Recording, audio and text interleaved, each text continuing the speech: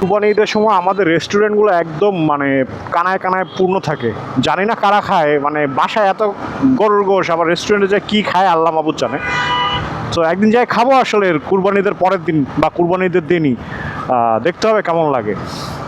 আমাদের গা শীতল করা গল্লামারির মোড়, কোথাও যাইতে গেলে এই জায়গাটার কথা মনে পড়লে হাত পা ঠান্ডা হয়ে যায়।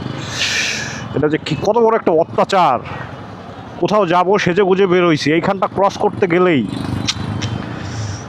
দফা রফা পুরাটাই। এগাটা ব্রিজ, এইখান থেকে যাওয়ার সময় সবসময় একটা কথা বলি, এই নদীটা আমার চোখের সামনে মারা গেছে।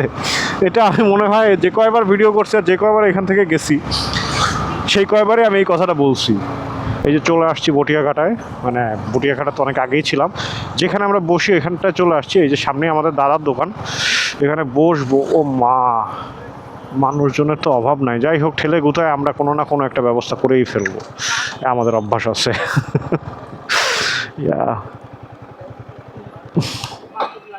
তো আজকের মতো আমাদের বটিয়াঘাটার ট্রিপ শেষ, এখন রওনা করতেছি। এখন বাজে 11:12। সো এখন বের হয়ে যাচ্ছি। এখন মোটামুটি আমরা ছাড়া আর কেউ ছিল না। আজকের ওয়েদারটা খুব সুন্দর ছিল, খুব ভালো আড্ডা দিছি। আর হচ্ছে সিঙ্গারা খাইছি, একটা পেঁপে খেলাম, আর কাঁকড়া দেখলাম অনেকগুলা বিক্রি করতেছিল এখানে। সো আর একটা সুন্দর চাঁদ ছিল, মানে খুব সুন্দর ছিল পরিবেশটা। আর বৃষ্টি বৃষ্টি একটা ভিজা ভিজা ওয়েদার, মনে হয় যেন শীতকাল আসতেছে, মানে এখন নভেম্বর চলতেছে এরকম একটা ওয়েদার। বাট না, আসলে বৃষ্টির জন্য এটা হয়েছে।